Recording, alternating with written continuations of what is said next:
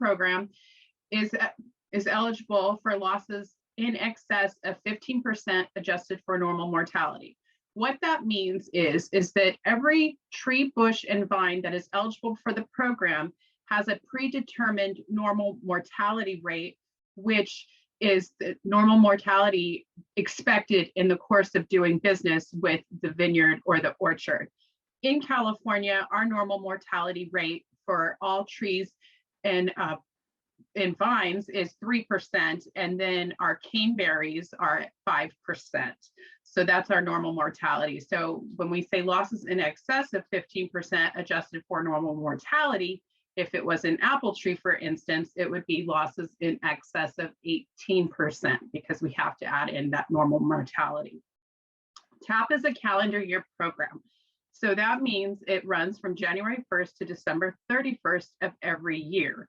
And then that would be your program year. So if you lost whatever during the calendar year, that's the year of the program. Some of our other programs run on a fiscal year, but this one is on a calendar year basis. The limitations of the program, as far as what is the payment ceiling that you can receive, there is no payment limitation for the TAP program, and that is new as of 2017.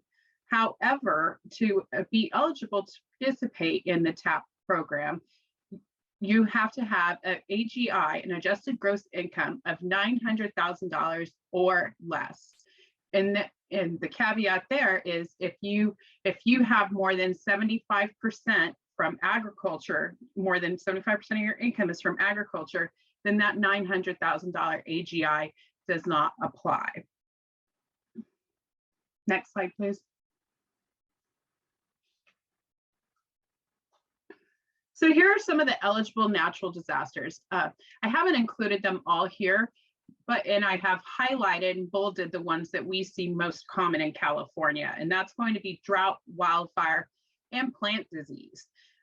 There are other eligible disaster conditions, as you can see here, and if one is not listed, please do inquire with the agency to see if your your disaster that you've suffered is eligible. A note on the plant disease process: we have in the most recent years seen an increase in eligible plant diseases for the TAP program. We have probably about, I would say, 8 or 9 current eligible diseases for the TAP program, and this includes diseases such as Ganoderma, red blotch, and leaf roll, among others. However, the note I want to make about plant disease is that the only way, not all diseases are automatically eligible. They must go through a vetting process. So in order to get that process started, it requires a producer to actually apply for the program for that disease, and that will trigger the review process. So if you're told that a disease is not eligible, that you have sustained damages from, go ahead and apply anyway if you're interested in the TAP program, and we will evaluate that disease for eligibility. Next slide. So some examples of ineligible losses for the TAP program is lack of proper irrigation systems or failure of an irrigation system, and losses that could have been prevented through good management practices. Losses of trees, bushes, or vines that would have normally been replanted within the 12-month period following the loss in the absence of a natural disaster. So an example of this is if you were going to pull out your orchard anyway because it's no longer commercially producing at a rate that is commercially viable, then that would not be eligible. And also not eligible is anything for personal use.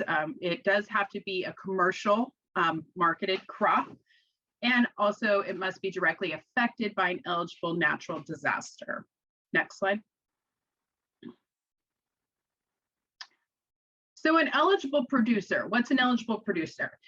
To be eligible, you have to have planted or be considered to have planted. So if you actually purchased the orchard from somebody else that did the planting, that would be okay. as long as it's for commercial purposes and it has a history of being produced for commercial purposes. And number two, you have to suffer an eligible loss to your trees, bushes, or vines after October 1st, 2011, as a result of one of the eligible conditions we mentioned earlier. And you have to have been the owner from the time the damage occurred until the time that the application was submitted. So you cannot have purchased it after the disaster and then apply for the program. Next slide. So here are some of the forms that you will need in order to apply for the TAP program. So an FSA 578 is a crop report. So that's just simply reporting the types of crops that you have and your acreage to your local county office.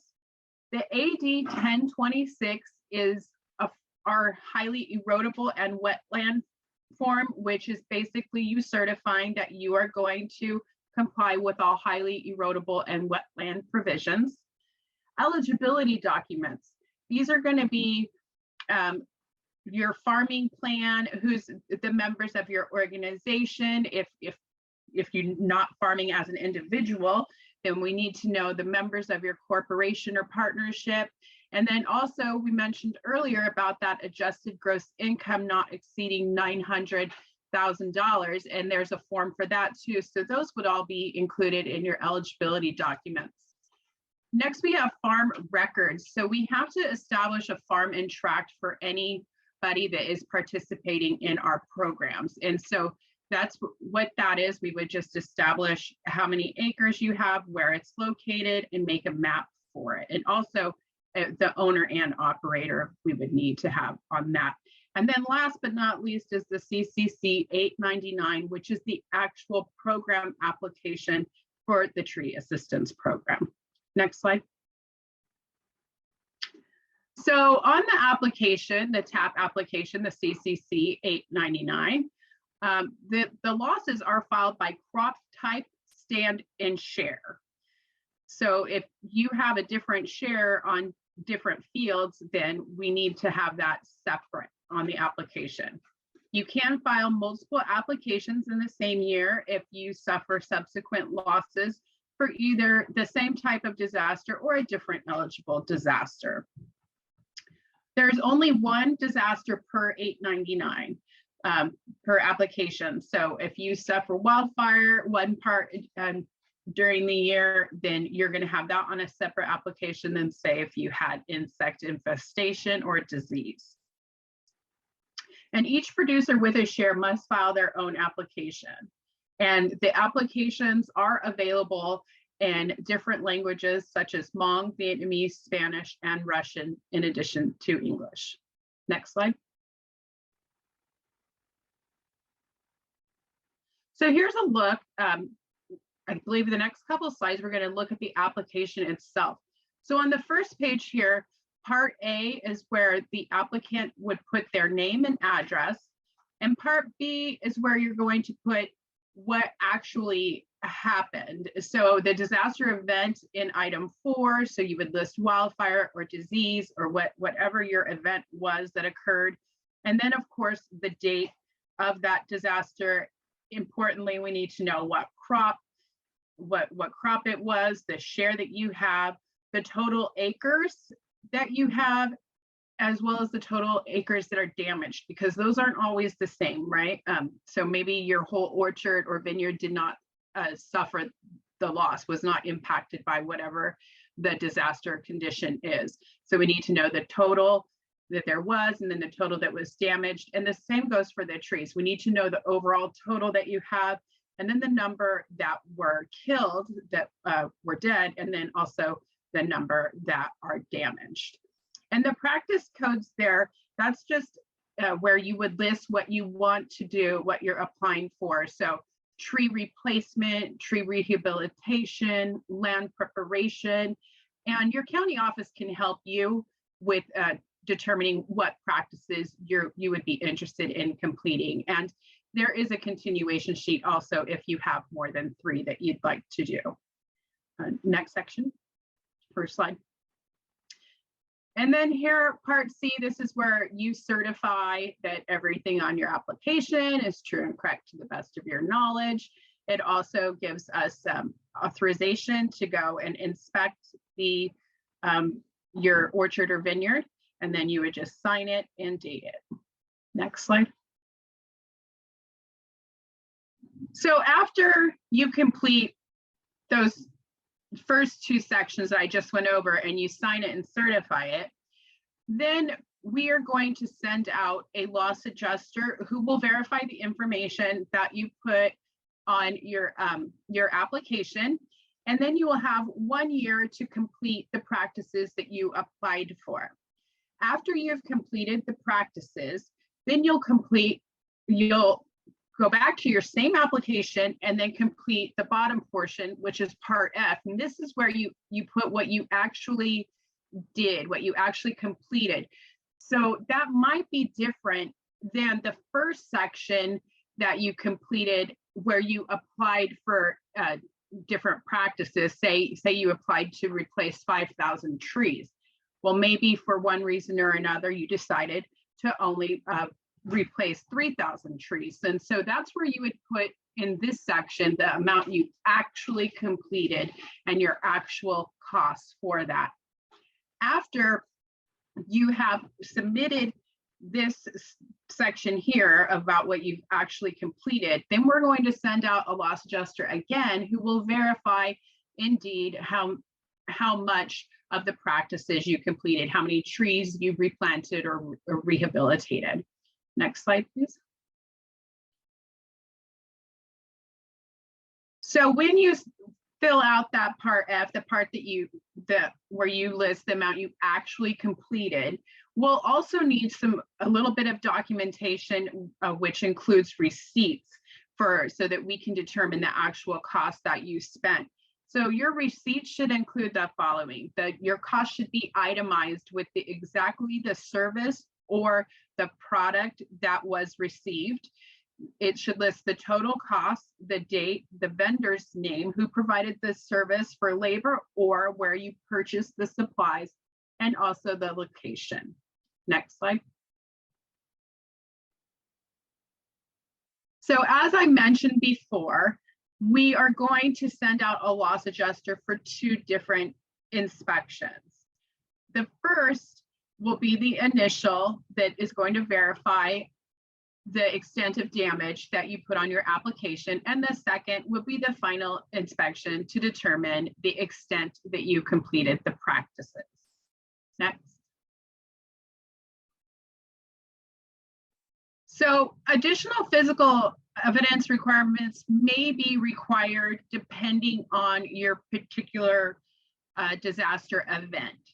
For example, red blotch has visual indicators of symptoms that must be observed by the loss adjuster, plus lab test confirming the positive presence of red blotch. So check with your local county office to make sure of what are maybe additional requirements for your specific disaster event. Next slide. So practice completion and extensions. Next slide. Practice completion, and you're only required to complete the amount for which you seek payment. So for instance, I mentioned on the application, there's 2 parts that you complete. The first part is where you apply for the amount you would like to complete. And then the second part is that part that you actually did complete. You are not required to do everything that you apply for, but you will obviously not receive payment for anything that you don't complete. And there's only 1 payment per stand, so you cannot partially complete it and receive payment on that and then go back and finish the practice or the replanting and then get an additional payment. So it's important to note that once you complete that part F, that's the amount that you're actually requesting payment on. And so you will not, and then that's all that will be considered. You will not get a second payment on the same stand. Next slide.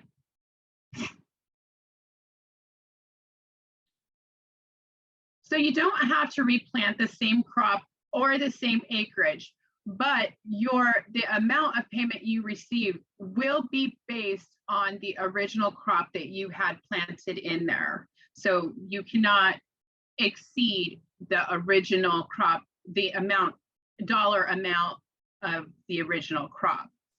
And you have 12 months from the date that the county committee approves your application to complete the practice.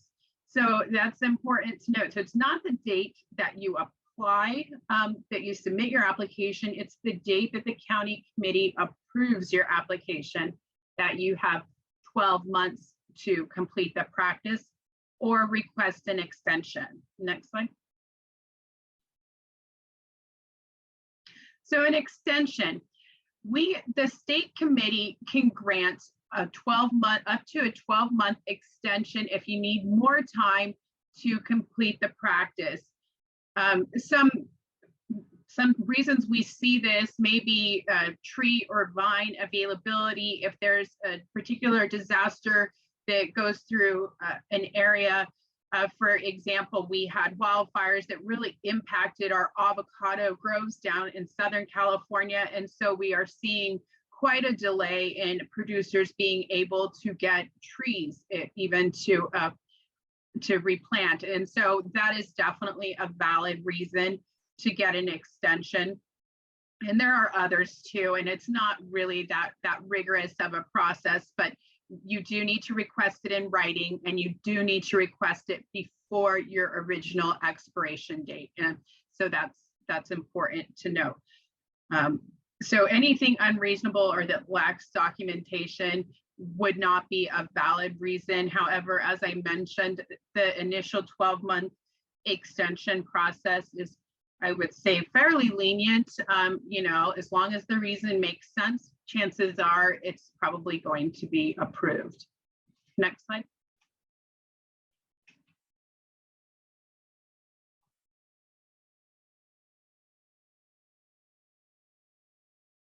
So now we'll talk a little bit about payments, rates, and the calculations.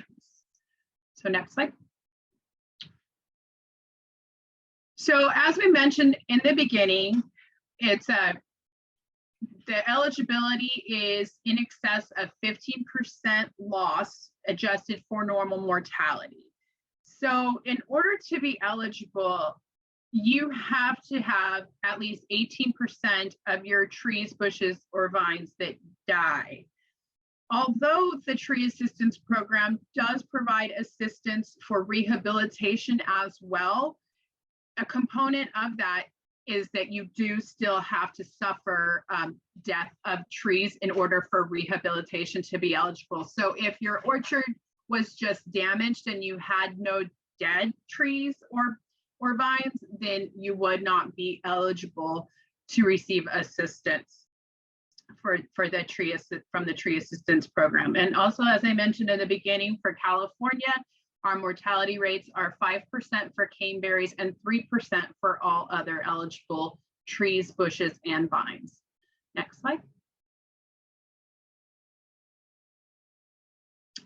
So payment eligibility, let's take a look at how this is calculated. Now, the tree assistance program is a cost share program.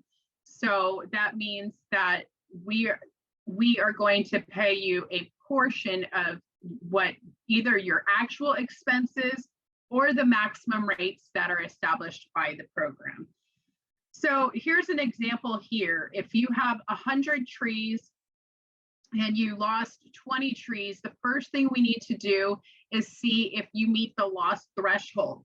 Did you lose 18% of the trees? So that's that 15% loss threshold plus the 3% for normal mortality.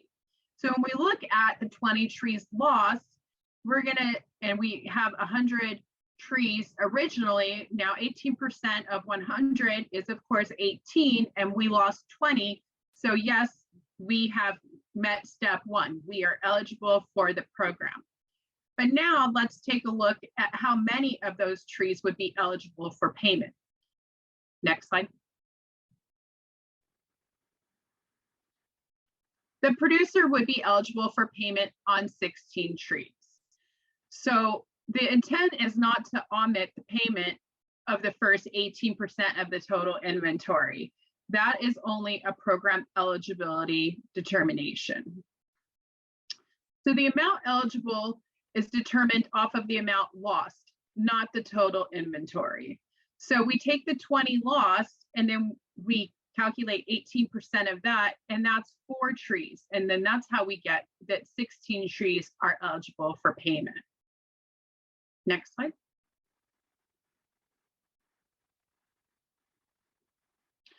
So I mentioned that the program is a cost share program. Now the payment rate that you would be paid is the lower of 65% of your actual cost, or that maximum established rate that I mentioned earlier. So there's a cap rate in the program, and so you'll be paid 65% of that, of your actual expenses or that cap rate for purchasing and planting. So that's for replacing trees. For rehabilitation and site prep, it is the lower of 50% of your actual cost or the established maximum rate for that. However, beginning farmers and veteran farmers are eligible for a higher rate of cost share rate of 75% of your actual cost or the maximum rate.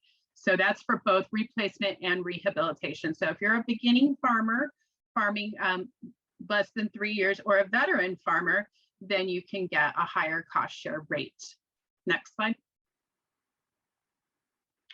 So here are some common practices. I kept talking about practices earlier. So and here's a look at what those are and what the current maximum cap rate is. So for example, if I'm replanting an apple orchard, so that's going to be practice code 1. So I want to replace my fruit trees, and so that is $8 per tree is the maximum rate. So if your actual cost was less, then it would be based on your actual cost. And then also you have here planting costs, practice code 10 going down. Now that's for the actual labor to put the tree in the ground, and that currently is at $2.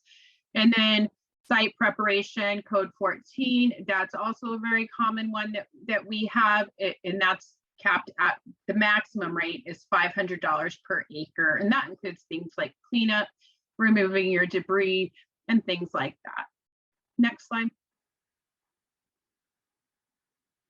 So here's a look at some eligible and ineligible expenses that the Tree Assistance Program can help you with. Some eligible and this is not all inclusive by any means, but just some of the more popular things that we see. So eligible costs, in addition to, of course, purchasing your trees and the labor, would be trellises, equipment, materials such as stakes, ties, and fertilizer, transporting rental equipment if you need to get some heavy machinery in there that you maybe don't own, so you're renting that, then the actual transportation of that would be included. Burning, any trees, bushes, or vines that you need to. Of course, labor is going to be considered. Something that also is eligible that I want to mention is producer labor can be quantified into a dollars amount. So you would put the value on your labor, and it would be reviewed by the county committee in which whatever county your operation is in. And if the county committee determines that that's a reasonable rate, then the value of your labor can be an eligible expense.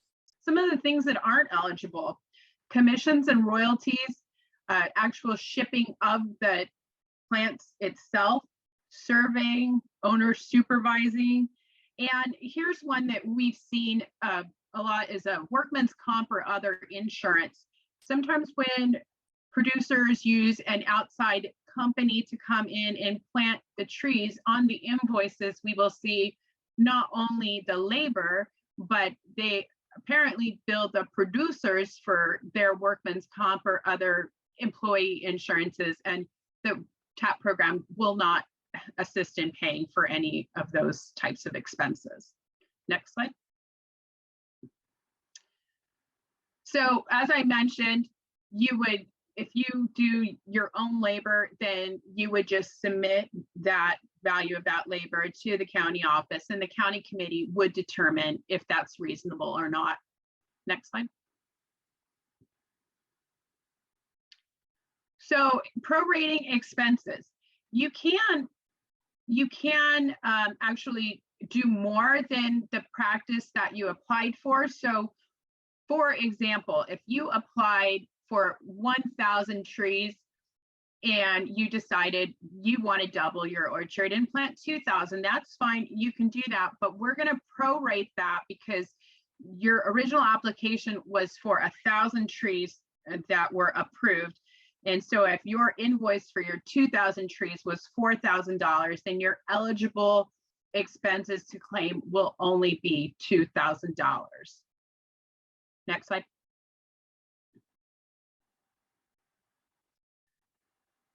So here's a breakdown of prorating again and how it came to that $2,000 that was eligible. So if your total cost is $4,000 for 2,000 trees purchased, then that comes out to $2 per tree. And you were approved for $1,000. So we're going to take, or 1,000 trees, I'm sorry. So we're going to take that 1,000 multiplied by $2 per tree to come up with our $2,000 of eligible expenses. Next slide. So as I mentioned, payments are made in full, stand by stand. There are no partial payments. So when you file the application for payment, which is the application for payment is just that second part of the application I went over earlier, where you put exactly how much you did complete, how many you did replant or rehabilitate, then that's your application for payment, and you cannot go back and complete further and get a second payment. So payments are only made after all the requirements have been met, including that final inspection I spoke about earlier. You've submitted all of your supporting documentation that's required. You have all your producer signatures. You have met your environmental compliance, and that the county committee confirms all requirements are met and signs Part G. Next slide. So TAP is subject to sequestration. So your calculated payment will have a reduction according to the year, your program year of your application. And so it's based on the date of when the county committee approved your application. So currently the rate is 5.7%. So if you have a question about why your payment was reduced a little bit, it's likely because due to sequestration. Next slide.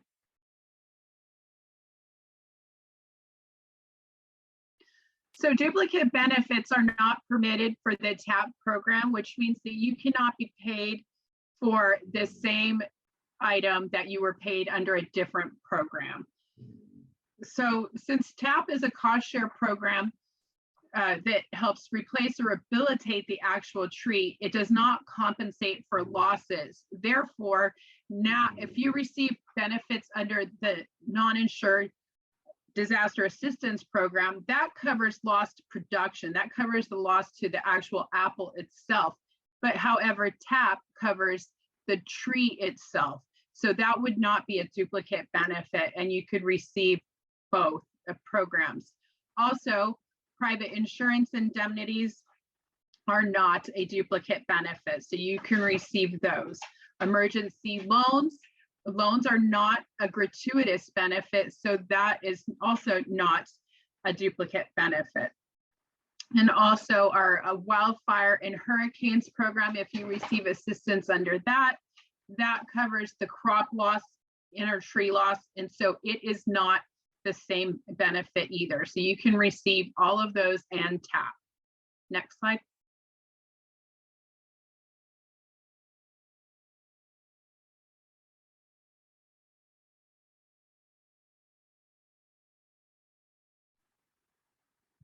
Next slide, please. So here's just some reminders, some takeaways.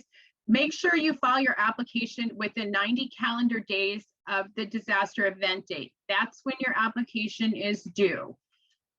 Secondly, and really important, do not disturb your ground until you have an environmental review completed.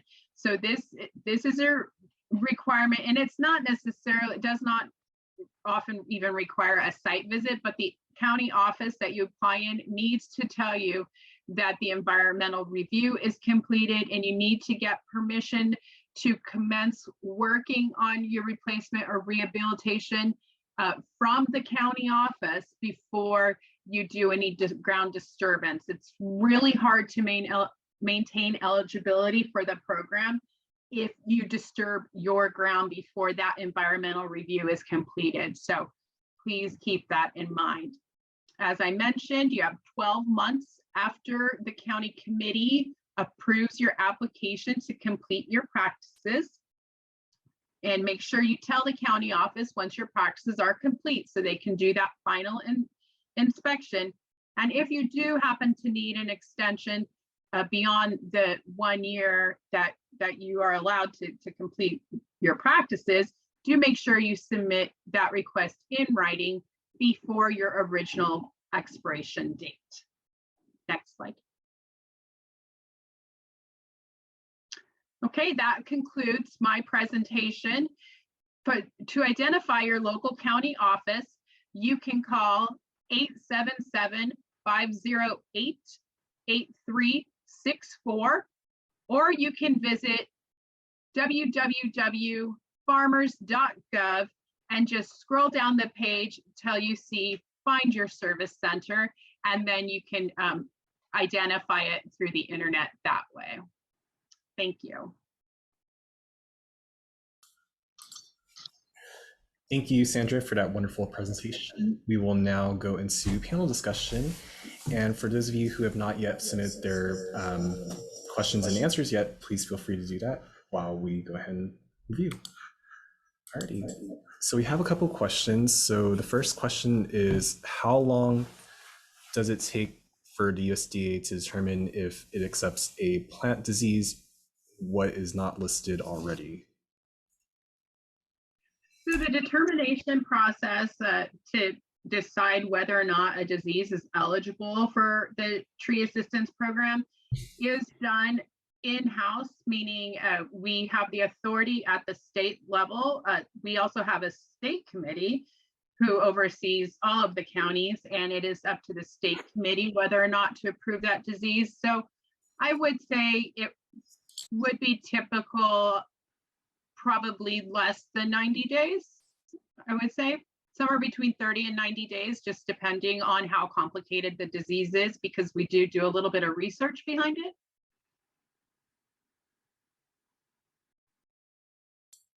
Another question, how long does an applicant have to wait until the inspection is filled out on the application?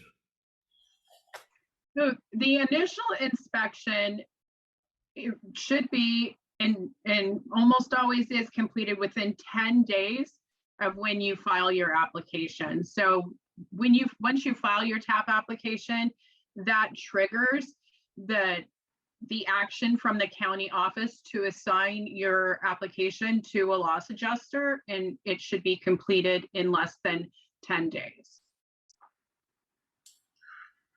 And can a person apply even if they are not the owner of the land or uses a community farm to produce their products? Yes. That's the short answer. Yes, you do not have to own the land, but you do have to own the trees and be the operator, meaning you have to be the one that has the risk.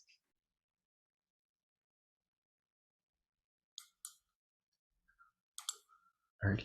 And the fourth question, for the trees that are the almonds eligible, or are there trees that are not eligible? I'm sorry, can you repeat the first part of that question? It broke up a little bit. Yeah. For the trees that are the almonds eligible, And then the second one is, are there other trees that are not eligible? Okay. Yes, almonds are definitely an eligible tree type that are currently eligible for the program. Most trees are, however, there are some unique crops that we hadn't seen before. But like the disease, I explained about the disease process, if you have a tree that bush or vine that suffers damage that you want to apply for the TAP program, go ahead and apply for it anyway, because just like us determining disease eligibility, we can get different types of trees added if they're not already. But if somebody doesn't apply, we don't know that there's a need for that.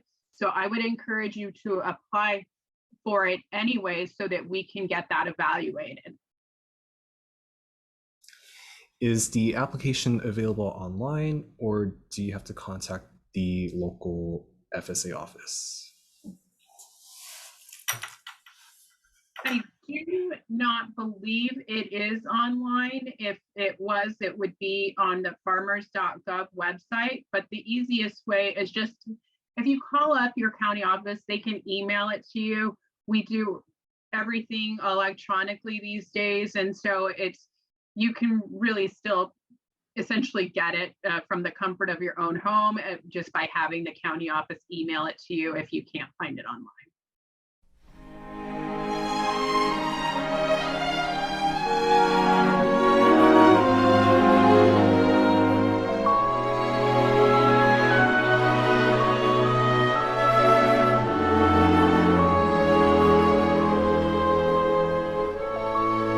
Have yourself a merry little Christmas. Let your heart be light. From now on, our troubles will be out of sight.